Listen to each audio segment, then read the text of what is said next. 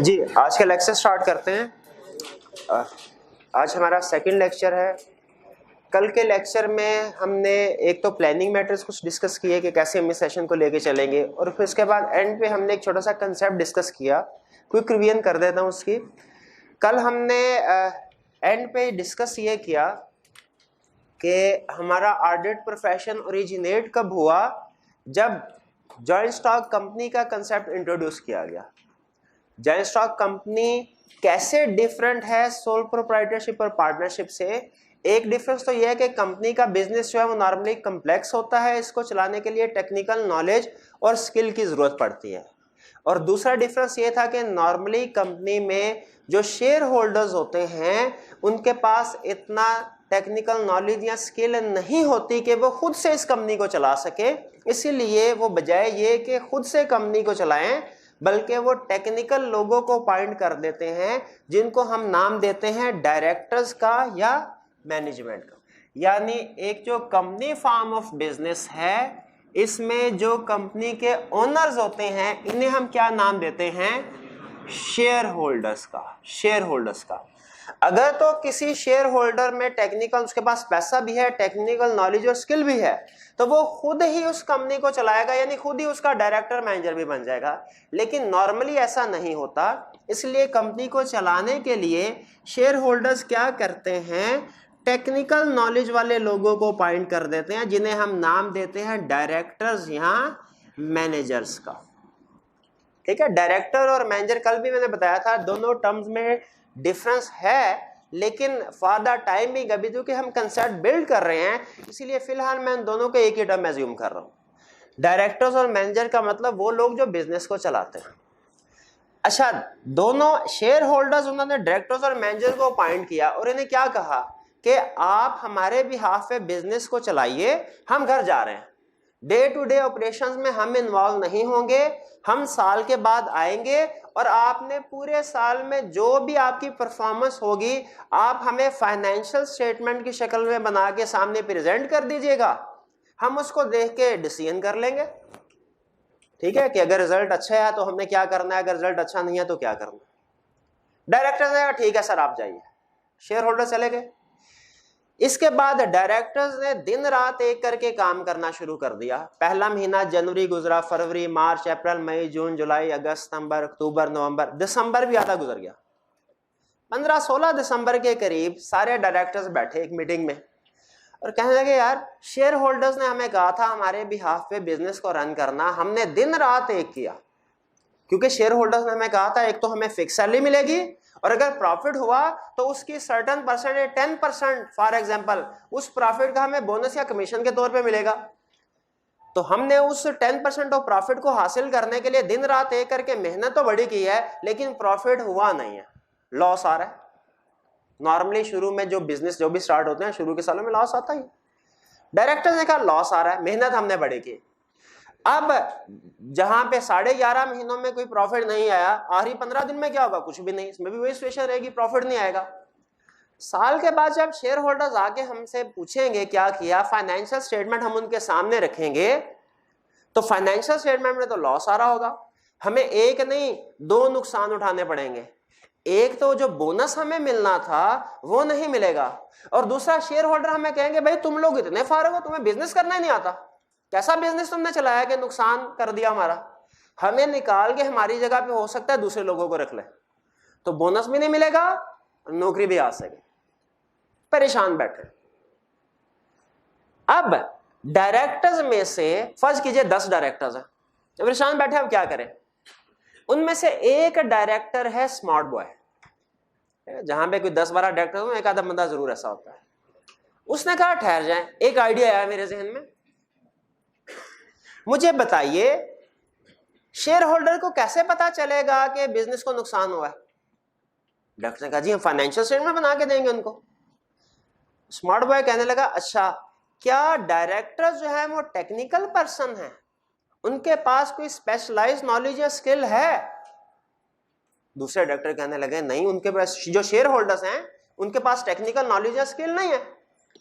Director कहने लगा smart boy कि क्या शेयर होल्डर्स के पास टेक्निकल नॉलेज या स्किल है? दूसरे डायरेक्टर ने कहा नहीं, होता तो वो खुद ना बिजनेस कर रहे होते, उनका बस बन गया काम। कैसे हम करेंगे ये? अब देखें, शेयर होल्डर्स टेक्निकल उनके पास नॉलेज स्किल नहीं है, उन्हें नहीं पता एनआरवी ऑफ इन्वेंट्री क्या होती है, इंपेयरमेंट रीवैल्यूएशन क्या होती है, अकाउंटिंग स्टैंडर्ड्स क्या कहते हैं, IFRS 15 क्या कहता है, उन्हें नहीं पता।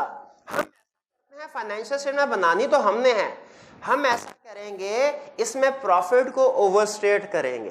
प्रॉफिट को कैसे ओवरस्टेट करेंगे? हम इनकम और एसेट्स को ज्यादा से ज्यादा शो करेंगे, इनकम और एसेट्स को ओवरस्टेट करेंगे, एक्सपेंसेस और लायबिलिटीज को अंडरस्टेट करेंगे। इससे हमारा प्रॉफिट क्या हो जाएगा?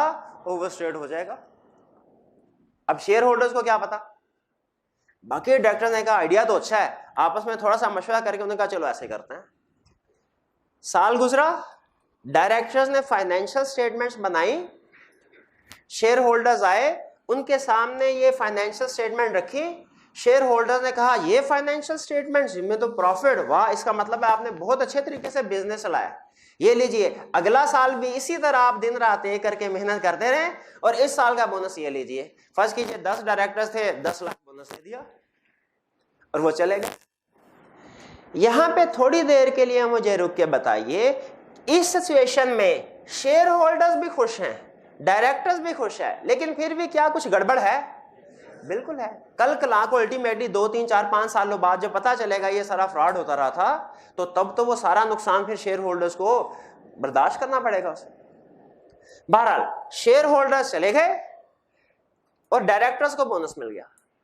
यहां तक कहानी क्लियर है? आगे चलते हैं, अगला सीन हमारी कहानी का। डायरेक्टर सारे के सारे एक कमरे में बैठे हैं और जो बोनस है उसको डिस्ट्रीब्यूट कर रहे हैं। अब एक डायरेक्टर उठा और सबको 10 डायरेक्टर 10 लाख रुपया था, 1-1 लाख रुपया दे दिया। स्मार्ट बॉय कहने लगा ठहर जाए भैया, ये आइडिया किसका था? मेरा। कहता अगर मैं ये आइडिया आपको ना देता, आप इस वक्त बोनस डिस्ट्रीब्यूट करना तो दूर की बात है, आप सड़कों पे आप नौकरी तलाश कर रहे होते। नहीं, तो आइडिया चूंकि मेरा, इसलिए सबसे ज्यादा शेयर मुझे मिलना चाहिए, आधा बोनस मुझे दीजिए, बाकी आधा आप आपस में बांट लीजिए। दूसरे डायरेक्टर कहने लगे नहीं नहीं, हमने लॉ में पढ़ा है कि सारे डायरेक्टर्स इक्वल होते हैं, हम तो इक्वल डिस्ट्रीब्यूशन करेंगे। और उन्होंने कहा स्मार्ट बॉय ने कहा अच्छा इक्वल डिस्ट्रीब्यूशन कर लो, इक्वल डिस्ट्रीब्यूशन, पैसे लेके वापस। उसी दिन रात का जिक्र, जो शेयर होल्डर में मेजॉरिटी शेयर होल्डर था उसके घर एक गुमनाम फोन आया। उस मेजॉरिटी शेयर होल्डर ने, जिसने सबसे ज्यादा पैसा लगाया, तो उसने कहा कौन बात कर रहा है? उन्होंने कहा इसको छोड़े कौन, मैं आपका खैर खाऊं। आपको बताना चाहता हूं कि आज जो फाइनेंशियल स्टेटमेंट्स आपको मिले हैं जिनमें प्रॉफिट शो हुआ था, उनमें प्रॉफिट नहीं है, उनमें असल में गड़बड़ की गई है, असल में लॉस है। आप मासूम आदमी है, शरीफ इंसान है, आपको पता ही नहीं अंदर कितनी गड़बड़ हुई है। ठीक है, बताना मेरा फर्ज था, अब आप खुद फैसला कर लीजिए कि आपने क्या करना है। फोन बंद। यहां पे मुझे यह बताइए, क्या जो हमारा मेजॉरिटी शेयर होल्डर है उससे इस फोन कॉल को इग्नोर कर देना चाहिए? इग्नोर, हाँ बिल्कुल, ये हमारे ऑडिट का एक अहम कंसेप्ट है। इस कंसेप्ट को नाम दिया जाता है स्केप्टिसिज्म। क्या नाम दिया जाता है? स्केप्टिसिज्म। स्केप्टिसिज्म का मतलब क्या है कि कहीं पे भी अगर कोई मशकूक हमें सिचुएशन नजर आए किसी भी जगह पे, हमें उसको इग्नोर नहीं करना चाहिए। और ये स्केप्टिसिज्म हर बंदे में होना चाहिए। हमें कहीं पे भी किसी जगह पे कोई मशकूक किस्म के हालात नजर आए, हमें उसको इग्नोर नहीं करना। वो हो सकता है कोई इलीगल एक्टिविटी हो। इसको हम ऑडिट में क्या नाम देते हैं? स्केप्टिसिज्म का। अब जाहिर है शेयर होल्डर का तो पैसा लगा था, वो कैसे इस फोन कॉल को इग्नोर कर देता? आप अगर उस मेजॉरिटी शेयर होल्डर के दोस्त हैं, ठीक है, आपने उससे पूछा यार बड़े परेशान नजर आ रहे हो, क्या हुआ? उसने सारी कहानी आपको बताई, आप उसे क्या मशवरा देंगे? मेजॉरिटी शेयर होल्डर को क्या करे वो? हाँ जी बिल्कुल, वो क्या करे? एक इंडिपेंडेंट पर्सन को अपॉइंट करे जो कि टेक्निकल नॉलेज और स्किल रखता हो वो भी, और वो फाइनेंशियल स्टेटमेंट्स को चेक करे जो डायरेक्ट ने फाइनेंशियल स्टेटमेंट्स प्रिपेयर किए हैं, और फिर उसके बाद शेयर होल्डर्स को बताए कि वो फाइनेंशियल स्टेटमेंट सही है कि गलत है। तो शेयर होल्डर्स ने क्या किया? एक इंडिपेंडेंट पर्सन को अपॉइंट किया। इस इंडिपेंडेंट पर्सन, थर्ड पार्टी को हम नाम देते हैं ऑडिटर का, या इसे कहते हैं एश्योरेंस प्रोवाइडर। एश्योरेंस प्रोवाइडर, देखिए जिस तरह मैंने बताया ना, डायरेक्टर्स और मैनेजर में फर्क है थोड़ा सा, लेकिन अभी चूंकि कंसेप्ट हमारे स्टार्ट में है, मैं इनको एक ही टर्म एज्यूम कर रहा हूं। उसी तरह टर्म ऑडिटर में और एश्योरेंस प्रोवाइडर में थोड़ा सा फर्क है, लेकिन अभी हम उस साइड में नहीं जा रहे। ठीक है, अभी दोनों को हम एज्यूम कर रहे हैं एक ही बात। तो शेयर होल्डर्स ने अपॉइंट किया थर्ड पर्सन यानी ऑडिटर शेयर होल्डर्स को, और उन्हें कहा कि फाइनेंशियल स्टेटमेंट्स को चेक करके हमें बताओ ठीक है। अब आप बताइए, आपके सामने दो पॉसिबिलिटीज। पहली पॉसिबिलिटी ये है कि डायरेक्टर्स फाइनेंशियल स्टेटमेंट्स प्रिपेयर करें और डायरेक्टली शेयर होल्डर्स को दे दें। पहली पॉसिबिलिटी ये है। दूसरी पॉसिबिलिटी ये है कि डायरेक्टर्स फाइनेंशियल स्टेटमेंट्स प्रिपेयर करके ऑडिटर को दे, ऑडिटर उनको चेक करे, और फिर ऑडिटर इन फाइनेंशियल स्टेटमेंट्स को चेक करने के बाद शेयर होल्डर्स को एक रिपोर्ट दे।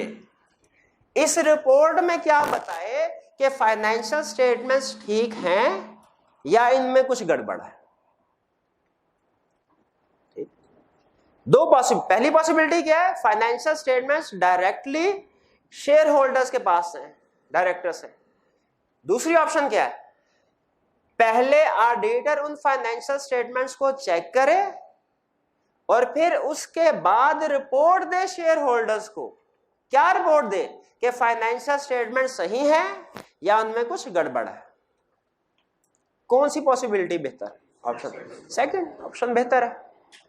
ठीक, तो इसीलिए अब जो डायरेक्टर्स ने, जो ऑडिटर ने फाइनेंशियल स्टेटमेंट्स डायरेक्टर ने बनाई थी उनको चेक किया, उसमें जो भी कमी पेशी थी, जो भी उसमें फ्रॉड थे, मिस स्टेटमेंट्स वगैरह थे, उन सबको सामने निकाल के शेयर होल्डर्स को बता दिया। तो शेयर होल्डर तो उससे बहुत ज्यादा खुश हुए, उनका ये तो बड़ा अच्छा काम किया आपने। ठीक, अब बताइए क्या ये सारा स्ट्रक्चर क्लियर हो गया आपको? अगर यहां तक कंसेप्ट आपको क्लियर हुए तो कुछ क्वेश्चंस के आंसर दीजिए। मेरा पहला क्वेश्चन ये है कि बताइए एक ऑडिट में कितने पार्टीज इन्वॉल्व हैं? 3 पार्टीज। कौन कौन सी party? Share holder, directors, auditor. बताइए डायरेक्टर को कौन अपॉइंट करता है? बताइए ऑडिटर को कौन अपॉइंट करता है? शाबाश। अच्छा बताइए डायरेक्टर की रिस्पॉन्सिबिलिटी क्या है? डायरेक्टर मैनेजर की रिस्पॉन्सिबिलिटी क्या है? फाइनेंशियल स्टेटमेंट्स प्रिपेयर करना। ऑडिटर की रिस्पॉन्सिबिलिटी क्या है? फाइनेंशियल स्टेटमेंट्स पे रिपोर्ट देना। और रिपोर्ट में ऑडिटर क्या लिखता है? फाइनेंशियल स्टेटमेंट सही है या गलत है। ठीक, दो ही बातें होंगी ना, या तो फाइनेंशियल स्टेटमेंट सही होंगी या फाइनेंशियल स्टेटमेंट्स गलत होंगी। अगर ऑडिटर अपनी रिपोर्ट में यह लिखे कि फाइनेंशियल स्टेटमेंट सही है तो इस ऑडिट रिपोर्ट को कहते हैं अनमॉडिफाइड। और अगर ऑडिटर अपनी रिपोर्ट में यह लिखे कि फाइनेंशियल स्टेटमेंट में कुछ गड़बड़ है तो इसे कहते हैं मॉडिफाइड रिपोर्ट। अब यहां पे लफ्ज मॉडिफाइड का आपने डिक्शनरी मीनिंग नहीं लेना कि इसका मतलब है जैसे कोई पहले कोई और रिपोर्ट थी बाद में उसमें रिवीजन कर दी गई, उसमें कुछ चेंज कर, नहीं। यहां पे अनमॉडिफाइड रिपोर्ट का मतलब है वो फॉर्मेट जो स्टैंडर्डाइज्ड है, जो नॉर्मल सिचुएशन में दिया जाता है। और अगर कोई गड़बड़ हो तो फिर जो फॉर्मेट यूज किया जाएगा उसे हम कहते हैं मॉडिफाइड रिपोर्ट। तो बताइए ऑडिटर अगर फाइनेंशियल स्टेटमेंट में सब कुछ ठीक है तो ऑडिटर जो रिपोर्ट देगा शेयर होल्डर्स को उसे क्या कहेंगे? Unmodified report. और अगर फाइनेंशियल स्टेटमेंट में कुछ ना कुछ गड़बड़ है तो ऑडिटर जो रिपोर्ट देगा उसे क्या कहेंगे? Modified report. यहां तक कंसेप्ट क्लियर है? ठीक, फिर सुन लें। 3 पार्टीज ऑडिट में, share holders, directors, auditor. Auditor की जरूरत क्यों पड़ी? हमारा प्रोफेशन ओरिजिनेट कैसे हुआ? क्यों? क्योंकि शेयर होल्डर्स चाहते थे कि उन्हें पूरे बिजनेस का ट्रू एंड फेयर व्यू मिले। जो फाइनेंशियल स्टेटमेंट्स डायरेक्टर्स उन्हें भेजें वो कौन सी वाली फाइनेंशियल स्टेटमेंट्स हो? जो true and fair view present कर रही हो। ट्रू एंड फेयर व्यू का मतलब क्या होता है कि अगर बिजनेस को प्रॉफिट है तो फाइनेंशियल स्टेटमेंट से पता चले प्रॉफिट है, और अगर बिजनेस में लॉस है तो फाइनेंशियल स्टेटमेंट्स को देख के पता चले बिजनेस में लॉस है। यह है ट्रू एंड फेयर व्यू, जो जैसा है वैसा ही नजर आए। लेकिन डायरेक्टर्स क्या चाहते थे? अपना बेस्ट व्यू प्रेजेंट करना। शेयर होल्डर्स क्या चाहते हैं? बिजनेस का ट्रू एंड फेयर व्यू मिले फाइनेंशियल स्टेटमेंट्स को देख के। यानी प्रॉफिट है तो पता चले प्रॉफिट है, लॉस है तो पता चले लॉस है। डायरेक्टर्स क्या चाहते थे कि ट्रू एंड फेयर व्यू नहीं बल्कि बिजनेस का बेस्ट व्यू प्रेजेंट हो फाइनेंशियल स्टेटमेंट में। बेस्ट व्यू का मतलब क्या है कि अगर लॉस है बिजनेस में तो फाइनेंशियल स्टेटमेंट्स को देख के पता चले कि प्रॉफिट है, और अगर प्रॉफिट है तो पता चले ज्यादा से ज्यादा है। इस कंफ्लिक्ट की वजह से, ट्रू एंड फेयर व्यू और बेस्ट व्यू के कंफ्लिक्ट की वजह से ऑडिटर को अपॉइंट किया गया। ऑडिटर डायरेक्टर्स की बनाई हुई फाइनेंशियल स्टेटमेंट्स को चेक करता है और फिर शेयर होल्डर्स को रिपोर्ट देता है जिसमें बताता है कि फाइनेंशियल स्टेटमेंट ठीक है या उनमें गड़बड़ है। अगर ऑडिटर ये लिखे रिपोर्ट में कि फाइनेंशियल स्टेटमेंट ठीक है, इस रिपोर्ट को क्या कहते हैं? और अगर फाइनेंशियल स्टेटमेंट में कोई गड़बड़ है मॉडिफाइड रिपोर्ट। यहां तक क्लियर? अच्छा, इसके बाद आगे चलते हैं। अब मुझे यह बताइए कि ऑडिट में 3 पार्टीज इन्वॉल्व है, share holder, directors, auditor.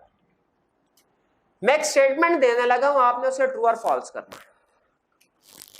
Statement यह है, मेरे ख्याल में ऑडिटर को डायरेक्टर्स का रिलेटिव होना चाहिए। अच्छा, आगे रीजन सुनो।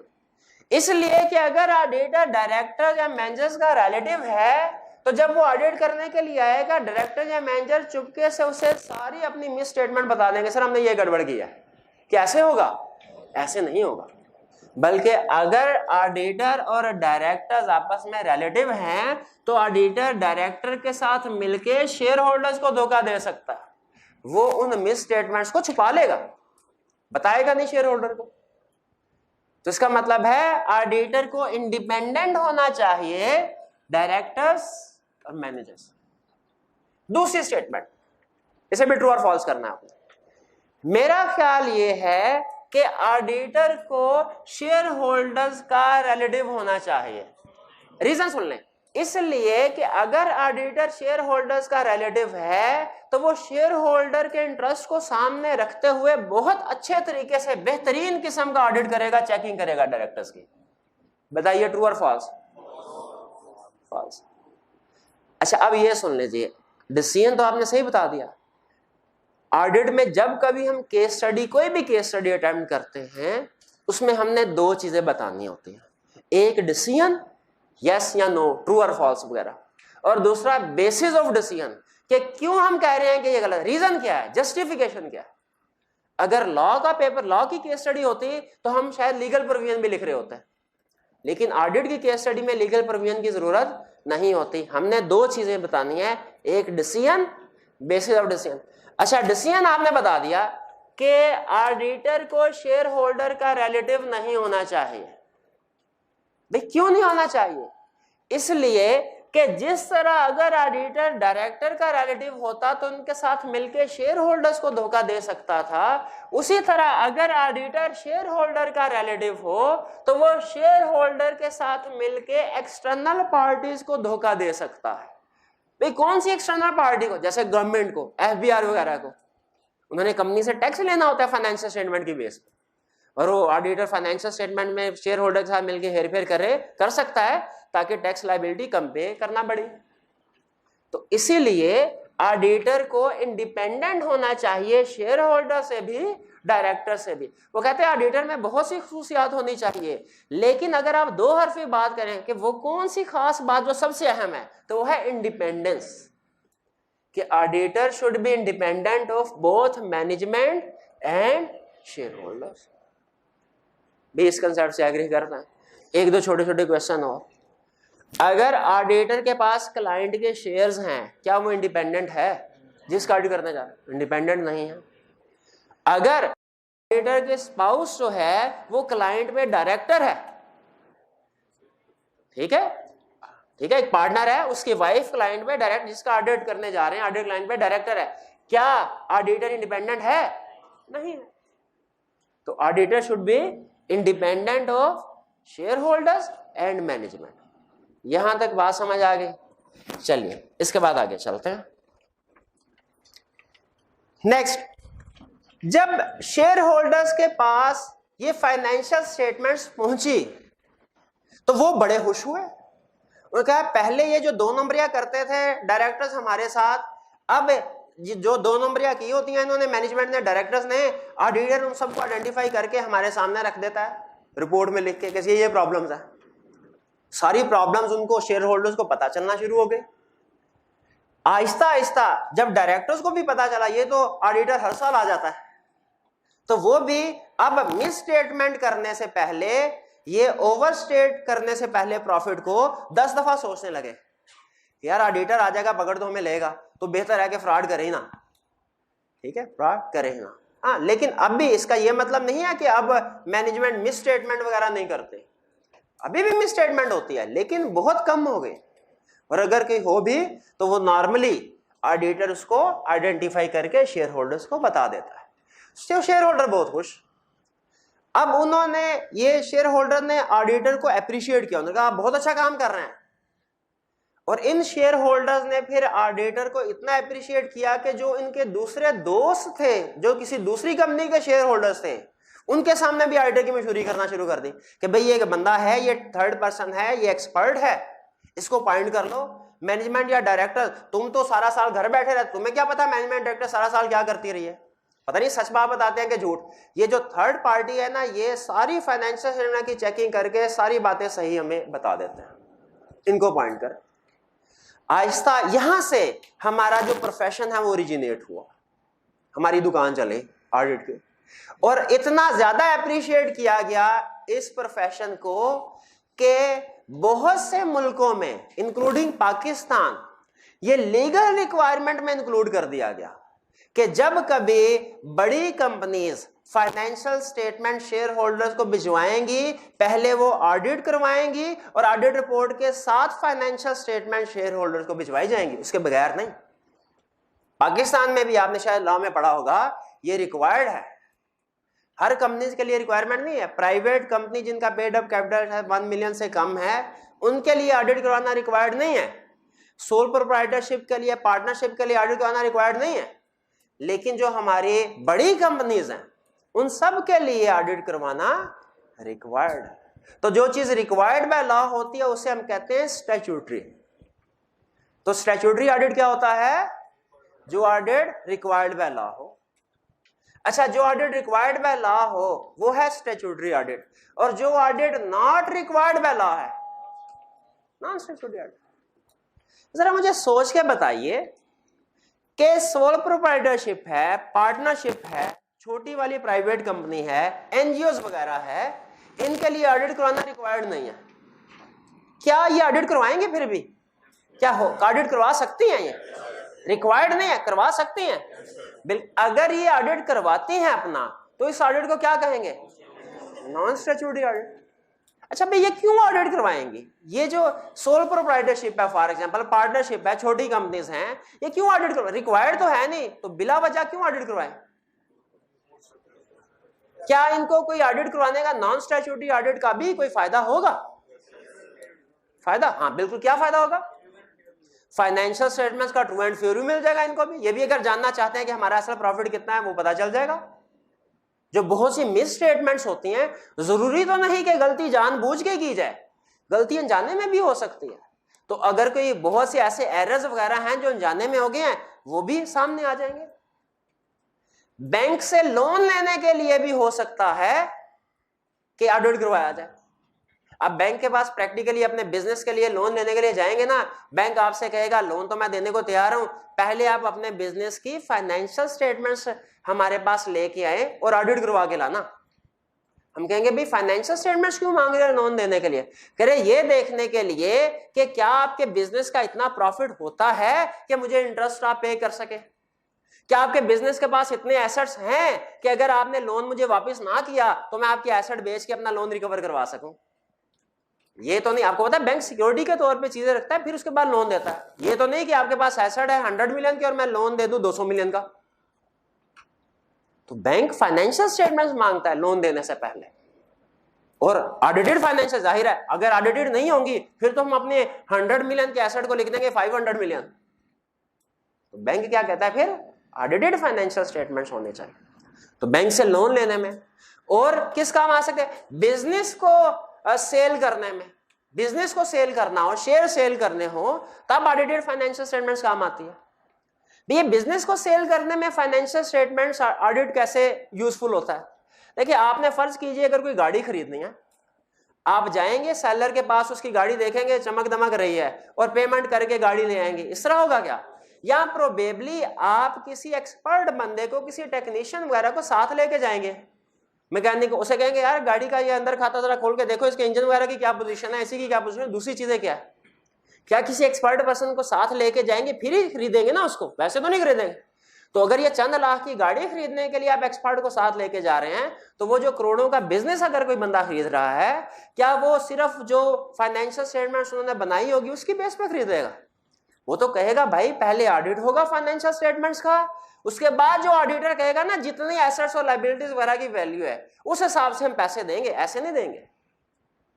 तो ये बिजनेस को सेल परचेज करने में भी ऑडिट हेल्प। आपको एक रियल एग्जांपल देता चलूं, फैक्ट्स थोड़े से हम चेंज कर दिया करते हैं बाजुकात, लेकिन जो बेसिक फैक्ट होंगे वो सिमिलर होंगे, सेम होंगे।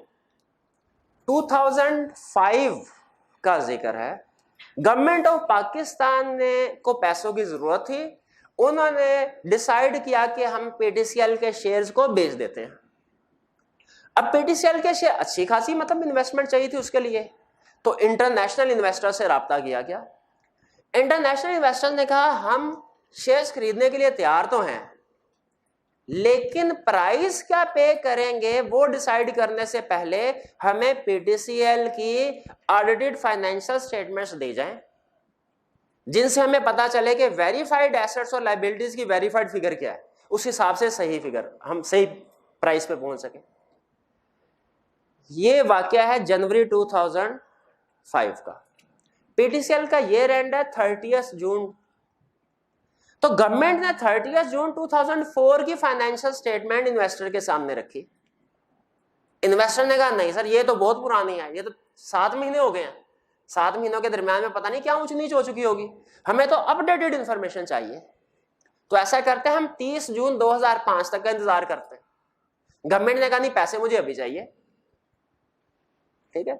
तो फिर दोनों के दरमियान में एग्री ये हुआ कि हालांकि 7 महीने हो गए, ये साल शुरू हुए 7 महीने हो गए, 7 महीनों का ऑडिट करवाना रिक्वायर्ड बाय लॉ नहीं होता, लेकिन जो कि इन्वेस्टर को ऑडिटेड इंफॉर्मेशन चाहिए, उनकी जरूरत को सामने रखते हुए फैसला ये हुआ कि 1 जुलाई से लेके 31 जनवरी तक 7 महीनों का special audit, additional audit, extra audit करवा लिया जाएगा।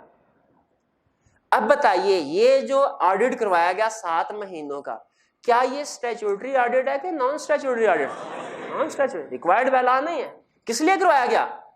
ताकि बिजनेस को बेचना है तो जो भी शेयर की प्राइस है वो डिसाइड हो सके, ठीक है।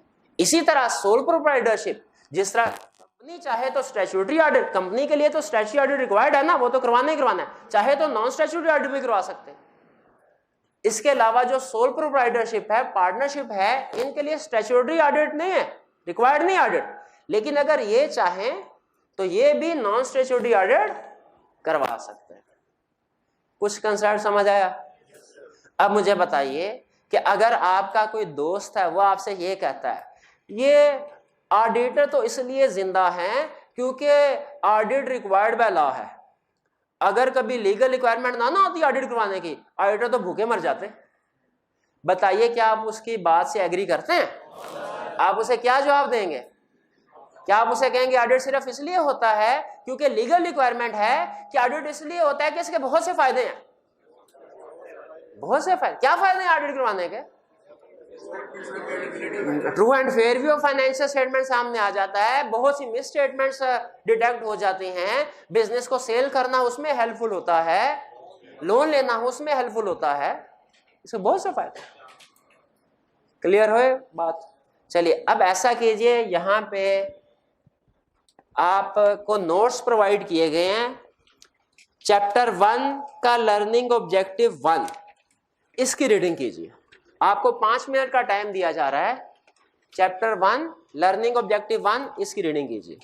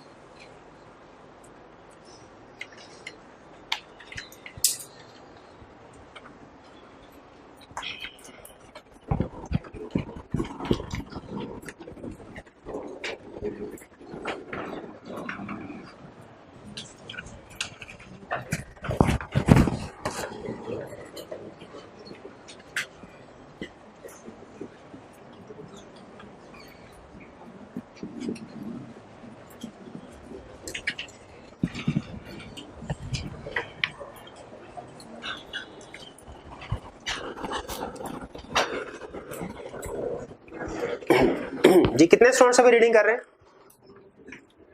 हो गई रीडिंग? जी कोई क्वेश्चन है तो पूछ लीजिए। कोई क्वेश्चन नहीं है? जी जी पूछिए।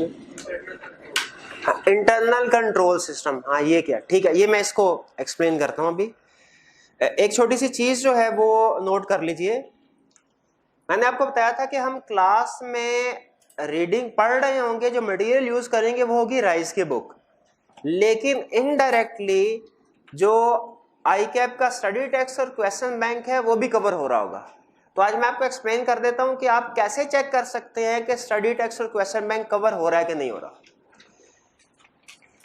अगर आप पहले पेज पे हैं चैप्टर के, इसमें उसने लिस्ट दी हुई है कि इस चैप्टर में कितने कंसेप्ट डिस्कस हो रहे हैं। इस चैप्टर में 3 कंसेप्ट डिस्कस हो रहे हैं।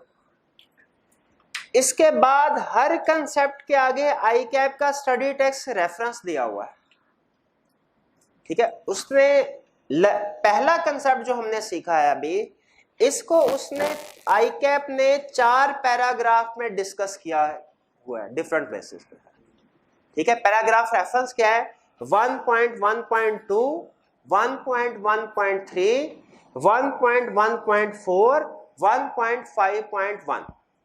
इसको इंटरप्रेट कैसे करना है हमने, सुनने 3 नंबर है हर पैराग्राफ रेफरेंस में। जो पहले वाला नंबर है वो चैप्टर नंबर को शो कर रहा है, चैप्टर 1। इसका मतलब यही कंसेप्ट चैप्टर आईकैप के चैप्टर नंबर 1 में डिस्कस हुआ। जो दूसरा और तीसरा नंबर है ये आईकैप का उस चैप्टर के अंदर सेक्शन और सब सेक्शन नंबर को शो कर रहा है। आपने अगर आईकैप की बुक इससे पहले पढ़ी है किसी भी सब्जेक्ट की, फॉर एग्जांपल इकोनॉमिक्स या लॉ की, तो आपको अंदाजा होगा कि बुक में डिफरेंट चैप्टर्स हैं। हर चैप्टर के अंदर पहले वो सेक्शन बताता है, सेक्शन 1, 2, 3, 4, और फिर हर सेक्शन के अंदर डिफरेंट पैराग्राफ होते हैं, 3.1, 3.2, 3.3। इसका मतलब है अगर आप इस कंसेप्ट को आईकैप के बुक से जाके पढ़ना चाहते हैं तसल्ली करने के लिए कि हमने क्लास में सही पढ़ा है कि नहीं पढ़ा और आईकैप की बुक में ये डिस्कस हुआ है कि नहीं, तो हमें कहाँ जाना है? चैप्टर नंबर 1 के सेक्शन 1.2, 1.3, 1.4 और फिर चैप्टर नंबर 1 के ही सेक्शन 5.1। ये क्लियर हो गया? और दूसरा, क्या इस कंसेप्ट से रिलेटेड कोई क्वेश्चन आईकैप के क्वेश्चन बैंक में है? अब देखिए, क्या हमने आईकैप का सिर्फ स्टडी टेस्ट कवर करना है या क्वेश्चन बैंक भी प्रैक्टिस करना है? दोनों चीजें लाजमी है, दोनों चीजें लाजमी है।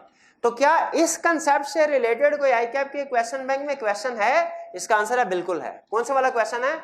125, ठीक है।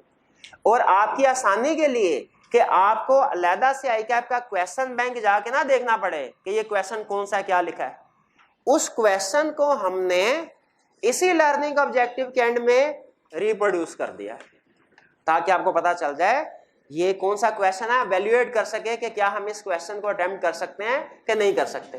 हाँ, आईकैप के क्वेश्चन बैंक के अलावा भी क्वेश्चंस हैं, वो भी आपको मिलेंगे, ठीक है। इस बुक में आईकैप के क्वेश्चन बैंक के अलावा भी पास पेपर के एडिशनल क्वेश्चन, ठीक है, वो भी मिलेंगे, लेकिन आईकैप के क्वेश्चन बैंक भी आपको साथ साथ मिलता रहे। तो जब कभी मैं आपसे रीडिंग करने के लिए कहूं, याद रखें, चाहे स्पेसिफिकली मेंशन करूं या ना करूं, अंडरस्टूड है कि लर्निंग ऑब्जेक्टिव कंसेप्ट रीड करने के बाद आपने एंड पे जो पास्ट पेपर के क्वेश्चंस हैं उनको भी रीड करना है और वैल्यूएट करना है कि क्या आप उसको अटेम्प्ट कर सकते हैं कि नहीं कर सकते। ठीक है, अगर आपने पास्ट पेपर के क्वेश्चन को रीड ना किया तो याद रखें हमारी लर्निंग कंप्लीट नहीं हुई। ठीक है, असल मकसद तो हमारा इंश्योर करना है ना कि आप आईकैप के लेवल तक प्रिपरेशन कर रहे हैं कि नहीं कर रहे, और वो जाहिर है आईकैप के पास्ट पेपर करके ही इंश्योर किया जा सकता है। ठीक है, तो अगर अभी किसी स्टूडेंट ने इन क्वेश्चंस को नहीं पढ़ा तो रीडिंग कर लीजिए इन क्वेश्चंस की।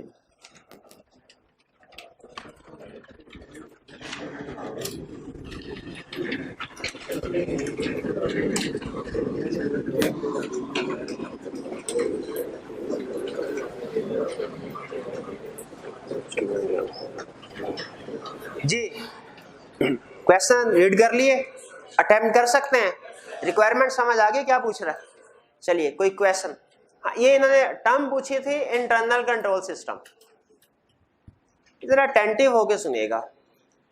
वैसे तो इंटरनल कंट्रोल सिस्टम समझाने को 1 मिनट में भी समझाई जा सकती है, लेकिन याद रखिए एक होता है हम जब प्रैक्टिस करते हैं ना तो हमारे प्रैक्टिस में एक टर्म होती है, दो टर्म होती है, एक होती है ऑडिट करना और एक होता है ऑडिट फुड़काना।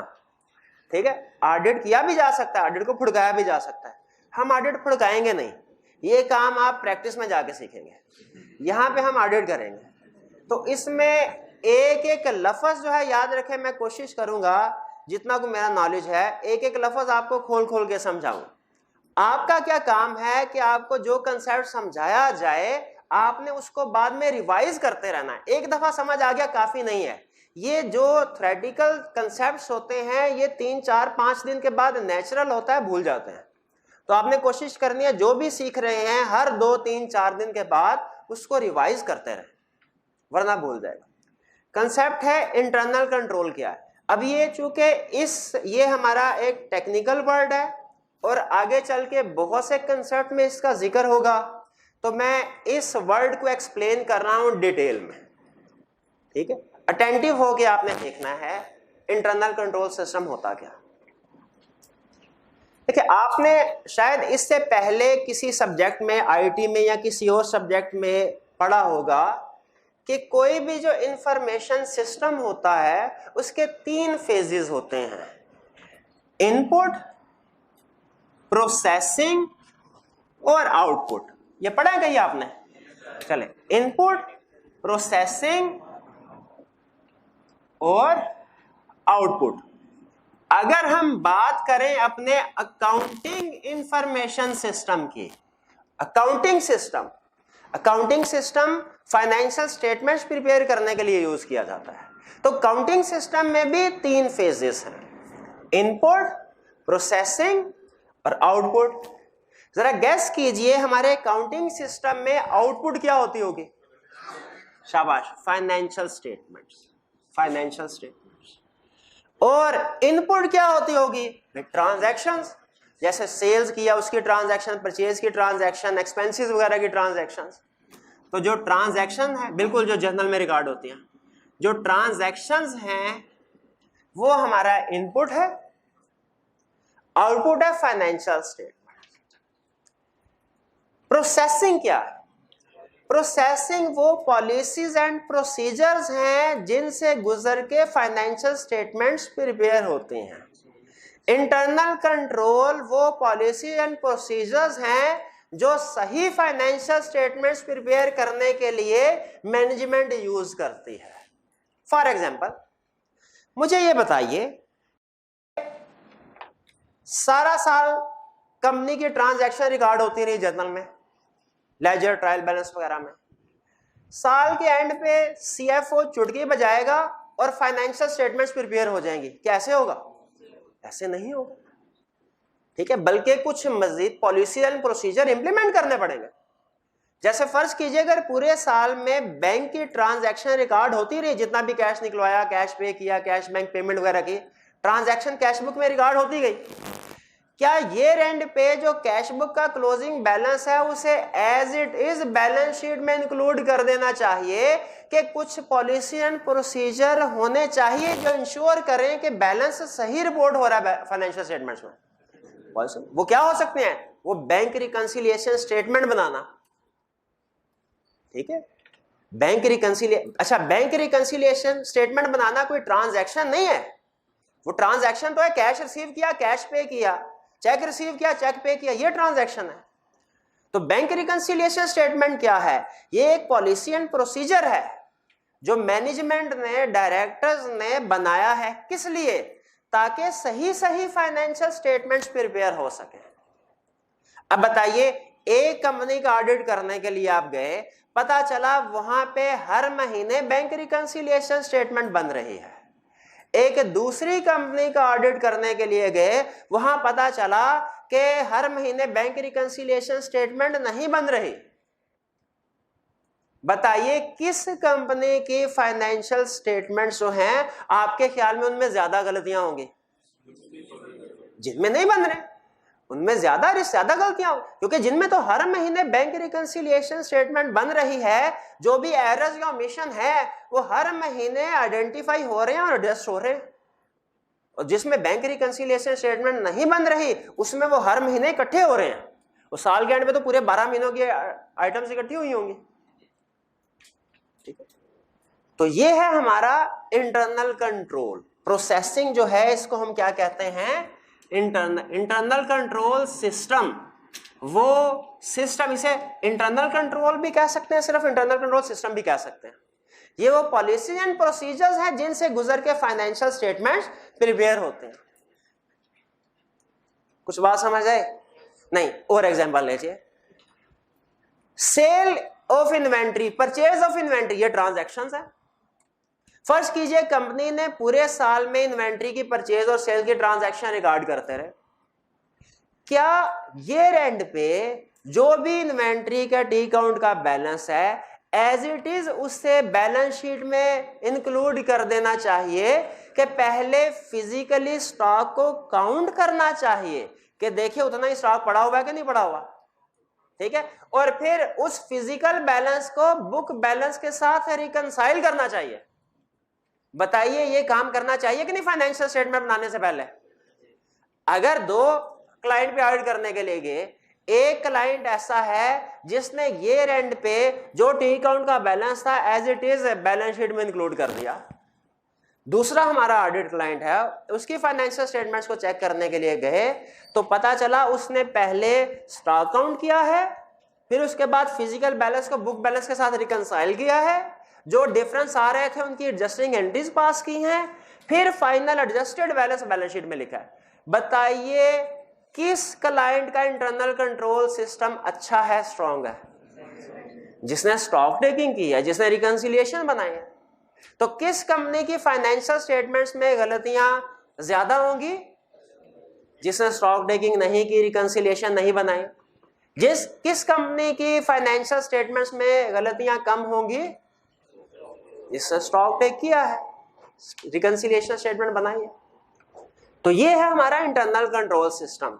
क्या? वो पॉलिसीज एंड प्रोसीजर जिनसे गुजर के फाइनेंशियल स्टेटमेंट्स प्रिपेयर होती हैं।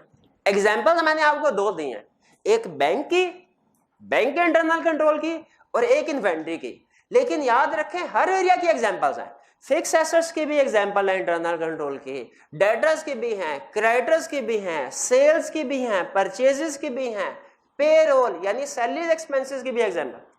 हर एरिया में इंटरनल कंट्रोल सिस्टम होता है, हर अकाउंट के अंदर, सेल्स के अंदर भी, परचेज के अंदर भी, पेरोल वगैरह के अंदर भी। लेकिन चूंकि कंसेप्ट समझना है तो एक दो एग्जांपल्स काफी हैं। लेकिन ज़हन में रखिएगा फाइनेंशियल स्टेटमेंट्स में हर एरिया में इंटरनल कंट्रोल सिस्टम होता है जिसको हम अंडरस्टैंड करते हैं। यहां तक बात समझ आ गई इंटरनल कंट्रोल सिस्टम क्या? अच्छा, अब इस कंसेप्ट को आगे लेके चलते हैं। मुझे ये बताइए, मैं एक स्टेटमेंट देने का, आपने सिर्फ ट्रू और फॉल्स करना है, अटेंटिव होके। कंसेप्ट थोड़ा टेक्निकल होते जा रहे हैं। मैं एक क्लाइंट पे ऑडिट करने के लिए गया, मुझे डायरेक्टली फाइनेंशियल स्टेटमेंट्स को चेक करना शुरू कर देना चाहिए, इंटरनल कंट्रोल्स वगैरह को इग्नोर कर देना चाहिए। अच्छा बताइए, ये जो यूजर्स हैं, ओनर्स हैं, इनके लिए फाइनेंशियल स्टेटमेंट्स के बारे में जानना वो सही है कि गलत है? ये जरूरी है।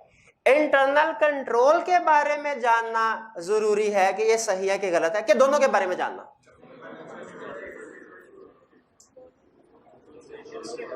शेयर होल्डर्स के लिए कितने स्टूडेंट का ख्याल है शेयर होल्डर्स के लिए सिर्फ ये जानना जरूरी है कि फाइनेंशियल स्टेटमेंट ठीक है कि गलत?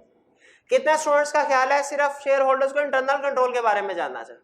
कितने स्टूडेंट का ख्याल है दोनों के बारे में जानना चाहिए शेयर होल्डर्स को? ज्यादा स्टूडेंट इस तरह। अच्छा मुझे बताइए, फर्ज कीजिए आपका रिजल्ट आया, आपके बड़े भाई ने आपसे पूछा भाई रिजल्ट क्या है, अब आप उसे क्या बता रहे हो? भाई मैंने इस सब्जेक्ट की तैयारी करने के लिए ना एक बड़े मशहूर कॉलेज में एडमिशन लिया था और उसमें भी एक मशहूर टीचर था, उनकी क्लासेस मैंने ली, मैं हर रोज कॉलेज रिपोर्टिंग की एग्जांपल है, रिपोर्ट मैं हर रोज कॉलेज जाता था, मैंने स्टैंडर्ड्स के पास पेपर तो रगड़ दिए सारे, 3-3 4-4 दफा रिवीजन कर ली मैंने, और मैंने क्वेश्चन की प्रैक्टिस में जो है मैं हर रोज 6-6 घंटे पढ़ता था। भाई क्या कहेगा? वो कहेगा भाई 2 हरफी बात बताओ मुझे, पास हो के फेल हो, मुझे इससे कोई गर्ज नहीं है। देखिए हमारे घर वालों को इन सारी चीजों से कोई गर्ज नहीं होती, ये हमारा इंटरनल कंट्रोल होता है ये सारी चीजें। अगर हम ये सारे काम कर रहे हैं तो ये अच्छा है, इससे हो सकता है हमारा रिजल्ट जो है वो अच्छा आने के चांसेस ज्यादा हैं, लेकिन हमारे घर वालों को इससे तो कोई गर्ज नहीं है। घर वालों को सिर्फ एक सफे से गर्ज है, वो जो आई कैब ने भेजा जिसमें लिखा है पास है कि फेल है। तो दोबारा बताइए, क्या हमारे जो यूजर्स हैं उन्हें फाइनेंशियल स्टेटमेंट्स के बारे में जानना चाहते हैं, सही है कि गलत है, कि इंटरनल कंट्रोल के बारे में भी इंटरेस्टेड है?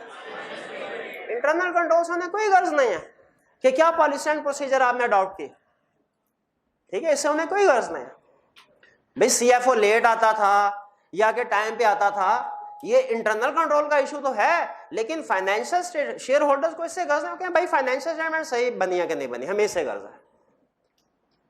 तो शेयर होल्डर फाइनेंशियल स्टेटमेंट में इंटरेस्ट। अच्छा अब ये कंसेप्ट समझ आ गया? अगला क्वेश्चन मेरा, तो बताइए क्या ऑडिटर को सिर्फ फाइनेंशियल स्टेटमेंट्स को जाके वेरीफाई करना चाहिए? क्योंकि रिपोर्ट में तो ये हम डिसाइड कर लिया हमने, रिपोर्ट में वो सिर्फ फाइनेंशियल स्टेटमेंट्स के बारे में बताएगा सही है कि गलत। इंटरनल कंट्रोल्स के बारे में ऑडिटर रिपोर्ट में जिक्र नहीं करेगा अपनी रिपोर्ट में जिक्र, क्योंकि जो शेयर होल्डर्स हैं वो इंटरनल कंट्रोल में इंटरेस्टेड नहीं है, वो फाइनेंशियल स्टेटमेंट में इंटरेस्टेड है। तो बताइए क्या ऑडिटर को जब वो ऑडिट कर रहा हो, क्या सिर्फ और सिर्फ फाइनेंशियल स्टेटमेंट्स को वेरीफाई करने के लिए प्रोसीजर परफॉर्म करने चाहिए कि उसे इस इंटरनल कंट्रोल्स को भी कंसीडर करना चाहिए? भाई दोनों को करना है। भाई क्यों करना चाहिए दोनों को? एग्जाम्पल सुने, बताया बिल्कुल ठीक, कंसीडर करना। एग्जाम्पल सुनिए, भाई एक पेशेंट है, डॉक्टर के पास गया, डॉक्टर साहब सर दर्द हो रहा है, डॉक्टर ने कहा अच्छा फौरन उसको कहा एडमिट हो जाओ और उसकी सर्जरी कर दी, ऑपरेशन कर दिया उसका। क्या डॉक्टर को ऐसा करना चाहिए?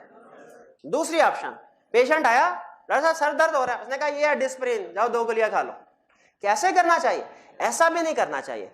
अच्छा प्रैक्टिशनर, अच्छा डॉक्टर क्या करे, कहेगा भाई पहले ये 1-2 टेस्ट करवाओ, पहले वो फौरन पेशेंट को ट्रीट करना शुरू नहीं कर देगा, फौरन इलाज शुरू नहीं करना शुरू कर देते। वो क्या करते हैं, पहले टेस्ट करवा के देखते हैं प्रॉब्लम किस जगह पे है, कितनी सीवियर है, उस लिहाज से फिर ट्रीटमेंट करेंगे।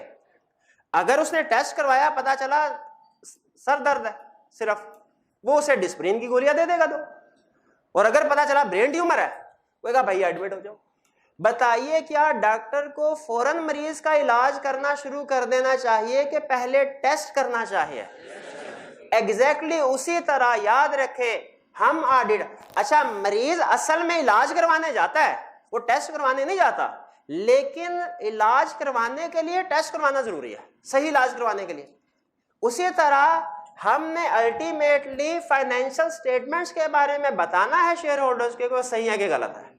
लेकिन याद रखें, फाइनेंशियल स्टेटमेंट्स को वेरीफाई करने के लिए हमने जो प्रोसीजर परफॉर्म करने हैं तब तक सही डिसाइड नहीं कर सकते जब तक हम पूरे बिजनेस को स्कैन ना कर लें, उसका इंटरनल कंट्रोल सिस्टम ना स्टडी कर लें। भी उसके इंटरनल कंट्रोल सिस्टम को स्टडी करने से हमें क्या पता चलेगा? उसके इंटरनल कंट्रोल सिस्टम को स्टडी करने से हमें पता चलेगा कि ये इंटरनल कंट्रोल यहां पे स्ट्रॉन्ग है या वीक है। देखिए कंसेप्ट क्या सीख रहे हैं हम कि इंटरनल कंट्रोल्स के बारे में बताना सही है कि गलत है, ऑडिटर ने रिपोर्ट में ये नहीं बताना, जरूरी नहीं बताते हैं। लेकिन उसके बावजूद ऑडिटर इंटरनल कंट्रोल को अंडरस्टैंड करता है, समझता है। क्यों समझता है? ताकि देख लें इंटरनल कंट्रोल स्ट्रांग है कि वीक है। अगर इंटरनल कंट्रोल स्ट्रांग है, ठीक है, अगर इंटरनल कंट्रोल स्ट्रांग है तो इसका मतलब क्या होगा? फाइनेंशियल स्टेटमेंट में गलतियों का चांस कम है कि ज्यादा है? कम है। अब मुझे फाइनेंशियल स्टेटमेंट्स को, रिस्क कम हो गया ना, हमारा रिस्क कम हो गया, तो फाइनेंशियल स्टेटमेंट को चेक करने के लिए जो प्रोसीजर परफॉर्म करने हैं वो भी कम करना। और अगर मैंने इंटरनल कंट्रोल को अंडरस्टैंड किया, पता चला इंटरनल कंट्रोल वीक है। वीक है का मतलब क्या है? जैसे रिकंसिलिएशन वगैरह नहीं बन रही होंगी, तो मेरा रिस्क बताइए, फाइनेंशियल स्टेटमेंट्स में गलतियों का चांस इस सिचुएशन में कम होगा ज्यादा होगा? मुझे अब फाइनेंशियल स्टेटमेंट्स को वेरीफाई करने के लिए कम प्रोसीजर परफॉर्म करने हैं कि ज्यादा करना है? ज्यादा करना, ठीक है। अच्छा अब बताइए, एक ऑडिट स्ट्रेटजी आपके साथ शेयर कर रहा हूं, आपने बताना है कि ये स्ट्रेटजी ठीक है कि गलत है। हम एक क्लाइंट पे ऑडिट करने के लिए गए, वहां पे सीनियर से पूछा हमने कि सर फाइनेंशियल स्टेटमेंट्स को वेरीफाई करना है, इंटरनल कंट्रोल के बारे में नहीं बताना कि सही है कि गलत अपनी ऑडिट रिपोर्ट में, तो हम क्या डायरेक्ट फाइनेंशियल स्टेटमेंट में प्रोसीजर परफॉर्म करना शुरू कर दे? उसने कहा हाँ इंटरनल कंट्रोल को छोड़ दो, direct financial statement procedure perform करना शुरू कर दो। सही अप्रोच के गलत? गलत। पहले इंटरनल कंट्रोल को कंसीडर करना चाहिए, ठीक है। अगली स्ट्रेटजी है, हम ऑडिट करने के लिए गए, हमने सीनियर से पूछा सर फाइनेंशियल स्टेटमेंट्स के बारे में बताना है हमने रिपोर्ट में कि वो सही है कि गलत, इंटरनल कंट्रोल के बारे में नहीं बताना, तो बताइए क्या डायरेक्ट फाइनेंशियल स्टेटमेंट को वेरीफाई करना शुरू कर दें कि पहले इंटरनल कंट्रोल को समझें, इसको चेक करें? सीनियर ने कहा इंटरनल कंट्रोल को भी चेक करो, ठीक है। हमने सेल्स के इंटरनल कंट्रोल देखे, वो स्ट्रॉन्ग थे। परचेजेस के इंटरनल कंट्रोल्स देखे, वो वीक थे। बताइए दोनों एरियाज को वेरीफाई करने के लिए एक बराबर प्रोसीजर परफॉर्म करने चाहिए? नहीं। सेल्स में कितने प्रोसीजर होने चाहिए? सेल्स में इंटरनल कंट्रोल स्ट्रॉन्ग है, स्ट्रॉन्ग होने का मतलब अच्छे हैं, उसमें रिस्क ऑफ मिस स्टेटमेंट कम होगा। अगर रिस्क कम है तो हमें प्रोसीजर भी कम परफॉर्म करने चाहिए। परचेजेस में अगर फर्ज कीजिए इंटरनल कंट्रोल वीक है तो इसका मतलब है परचेजेस में गलतियों का चांस, और जब रिस्क ऑफ मिस स्टेटमेंट ज्यादा हो उसको वेरीफाई करने के लिए प्रोसीजर भी हमने ज्यादा परफॉर्म करना। तो वापस आते हैं कंक्लूजन की तरफ। मुझे बताइए हमारी ओवरऑल रिस्पॉन्सिबिलिटी है फाइनेंशियल स्टेटमेंट्स के बारे में बताना, ठीक है कि नहीं? इंटरनल कंट्रोल के बारे में रिपोर्ट में जिक्र नहीं करते, क्या हमें इंटरनल कंट्रोल को अंडरस्टैंड करना चाहिए फिर भी? बिल्कुल। किस लिए? ताकि रिस्क असेस कर सके। किस लिए? ताकि फिर डिसाइड कर सकें कि फाइनेंशियल स्टेटमेंट्स को वेरीफाई करने के लिए प्रोसीजर कम परफॉर्म करने के ज्यादा करना है। यहां तक बात समझ आए? आगे चलते हैं इसको। फाइनेंशियल स्टेटमेंट्स को जब हम वेरीफाई कर रहे होते हैं, अगर हमें फाइनेंशियल स्टेटमेंट्स में कोई गड़बड़ नजर आ जाए तो इसको हम कहते हैं, नाम देते हैं मिस स्टेटमेंट का। मिस स्टेटमेंट का अगर फाइनेंशियल स्टेटमेंट्स में कोई गड़बड़ नजर आ जाए तो उसे क्या कहा जाता है, और ये हमने किसको बतानी है, शेयर होल्डर्स को। कैसे बताएंगे, ज़बानी कलामी के रिटन फॉर्म में। वो जिस डॉक्यूमेंट के ऊपर लिखते हैं उसे क्या नाम देते हैं, शाबाश, ऑडिट रिपोर्ट। तो फाइनेंशियल स्टेटमेंट्स को वेरीफाई करते हुए हमें कोई मिस स्टेटमेंट नजर आ जाए, कोई गड़बड़ नजर आ जाए, उसे कहते हैं मिस स्टेटमेंट, और वो मिस स्टेटमेंट हमने शेयर होल्डर्स को बतानी है ऑडिट रिपोर्ट के जरिए। ये बात क्लियर, आगे चलते हैं। अगर इंटरनल कंट्रोल को अंडरस्टैंड करते हुए, समझते हुए, चेक करते हुए इसमें हमें कोई गड़बड़ नजर आए, इसमें हमें कोई गड़बड़ नजर आए, तो इसे हम कहते हैं कि ये वीकनेस इन इंटरनल कंट्रोल, या इसे कहते हैं डेफिशिएंसी इन इंटरनल कंट्रोल, या इसे कहते हैं डेविएशन। डेविएशन, अगर हमें इंटरनल कंट्रोल में कोई प्रॉब्लम नजर आए, गड़बड़ नजर आए, इसे क्या कहते हैं, वीकनेस या डेफिशिएंसी या डेविएशन इन इंटरनल कंट्रोल। इसके 3 नाम है, उसका एक ही था, मिस स्टेटमेंट। और ये हमने किसको बताने हैं, ये किसको बताने हैं, शेयर होल्डर्स को तो नहीं बताने, बिल्कुल, शेयर होल्डर तो इंटरेस्टेड ही नहीं है इसमें। इंटरनल कंट्रोल किसने डिजाइन इम्प्लीमेंट वगैरह करना, किसने बनाना होता है, मैनेजमेंट ने, डायरेक्टर्स ने। तो इसका मतलब है अगर हमें इंटरनल कंट्रोल में कोई वीकनेस, डेफिशिएंसी या डेविएशन नजर आए, ये हमने किसको बतानी है, मैनेजमेंट को या डायरेक्टर्स को, मैनेजमेंट। अच्छा, ज़बानी कलाम में बताएंगे कि रिटन फॉर्म में, जिस डॉक्यूमेंट के जरिए बताते हैं उसे क्या कहते हैं भला, उसे कहते हैं मैनेजमेंट लेटर। उसे क्या कहते हैं, मैनेजमेंट लेटर। उसका एक और नाम भी है, बता दो, उसका दूसरा नाम है letter of weakness, letter of weaknesses. ठीक है भाई, इसको मैनेजमेंट लेटर क्यों कहते हैं, क्योंकि मैनेजमेंट को दिया जाता है। भाई इसको लेटर ऑफ वीकनेस क्यों कहते हैं, क्योंकि इसमें इंटरनल कंट्रोल की वीकनेसेस होती हैं। अब वो एडवांटेजेस क्लियर हुए आपको। वो एक ऑडिट के एडवांटेजेस में था, एक कि हम मिस स्टेटमेंट को डिटेक्ट कर लेते हैं, ये शेयर होल्डर वाले में था।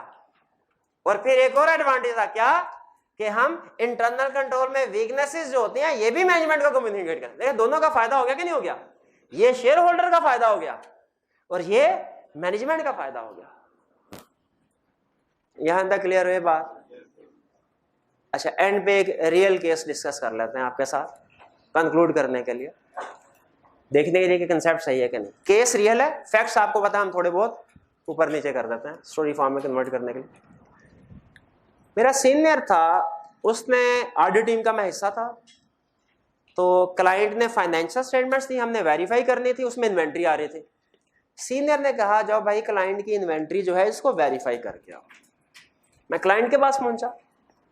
लाजमी नहीं होता कि क्लाइंट के पास जो भी इन्वेंट्री है वो उसके हेड ऑफिस में ही पड़ी हो, वो किसी दूसरी लोकेशन में भी हो सकती है।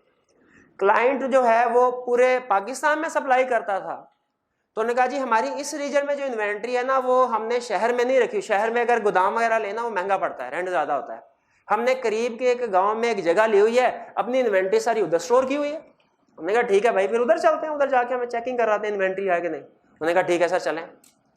गाड़ी पे उधर पहुंचे तो देखा कि एक एरिया उन्होंने रेंट पे लिया हुआ है, ठीक है, और 4 दीवारी के जरिए उसको कवर किया हुआ है कि भाई इसके अंदर हमने अपना स्टॉक रखना है, और उसको दरवाजा लॉक लगाया हुआ है, मजबूत किस्म का लॉक, चाबी सिर्फ और सिर्फ उस एम्प्लॉय के पास है ताकि कोई और बंदा इस दरवाजे को खोल ना सके, ठीक है। लेकिन जब हमने थोड़ा गौर से देखा तो पता चला 4 दीवारी तो है, ऊपर छत कोई नहीं है, इन्वेंट्री अंदर पड़ी हुई है। और जो छत जो 4 दीवारी थी वो भी 6-6.5 फुट की दीवार थी।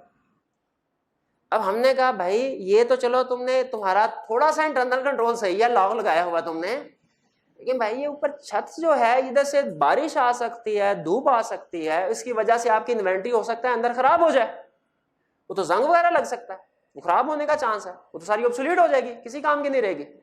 और दूसरा ये गांव है, गांव में आपको पता है इधर उधर नशेई वगैरह वो घूमते फिरते रहते हैं। हमने कहा भाई अगर तो कोई शरीफ किस्म का नशेई हुआ तो वो तो सिर्फ इधर 6 फुट की दीवार है, सीढ़ी लगाएगा या मैसे हो सकता है जंप लगा के दूसरी तरफ जाए, वो नशा वगैरह करे और फिर वापस आ जाए। लेकिन थोड़ा सा अगर स्मार्ट बॉय हुआ तो वो वापस आते हुए कुछ ना कुछ आपकी इन्वेंट्री भी लेता आएगा, वो भी चोरी हो जाएगी। तो आपका कोई सिस्टम है गड़बड़। कहता है नहीं सर जाके जरा इन्वेंट्री काउंट करें। हमने अंदर जाके इन्वेंट्री काउंट की, इन्वेंट्री पूरी थी और सही थी, क्योंकि उन दिनों में बारिश वगैरह हो सकता नहीं हुई हो। मुझे बताइए इस सिचुएशन को सामने रखते हुए हम क्या फाइनेंशियल स्टेटमेंट में मिस स्टेटमेंट थी? नहीं, क्योंकि इन्वेंट्री पूरी थी। हमने कौन सी रिपोर्ट दी? हमने कौन सी रिपोर्ट? अनमोडिफाइड के मॉडिफाइड? हमने अनमोडिफाइड रिपोर्ट दी क्योंकि फाइनेंशियल स्टेटमेंट थी, कोई गड़बड़ नहीं थी। लेकिन बताइए क्या ये इशू हमें मैनेजमेंट को, लोगों को, उन कंपनी को बता देना? पर अभी 1 मिनट ठहर जाए भाई, अभी 2 मिनट है, ठहर जाए। और क्या आपको ये समझ आ गई कि इंटरनल कंट्रोल के बारे में हमने अपनी ऑडिट रिपोर्ट में बताना नहीं होता, शेयर होल्डर्स को नहीं बताना होता, लेकिन फिर भी हम अंडरस्टैंड करते हैं। क्यों? ताकि पता चल जाए रिस्क कम है कि ज्यादा है, उस लिहाज से हम अपने प्रोसीजर डिसाइड कर सके। हाँ था क्लियर? अच्छा, अब मुझे एक टेस्ट में स्टूडेंट ने सेंटेंस लिखा, आपने मुझे बताना है कि उसे सर्टिफिकेट ऑफ मेरिट मिलना चाहिए कि गोल्ड मेडल मिलना चाहिए। उसने लिखा miss statement in internal control, miss statement in internal control. भाई मिस स्टेटमेंट होती है फाइनेंशियल स्टेटमेंट में, वो इंटरनल कंट्रोल में थोड़ी होती। और दूसरा, और आप क्या लिखेंगे अब? Weakness in financial statement. भाई इस चीज का रेलिवेंट टर्म का ध्यान रखना है। मिस स्टेटमेंट हमेशा फाइनेंशियल स्टेटमेंट में होगी, वीकनेस, डेफिशिएंसी, डेविएशन हमेशा इंटरनल कंट्रोल में होगी। जी, लेक्चर खत्म। आज आपने ये लर्निंग ऑब्जेक्टिव 1 याद करके आना है, ठीक है? एक ही कंसेप्ट है, याद करके आना है। जी, ये कल डिस्कस कर लेते हैं। लेक्चर खत्म।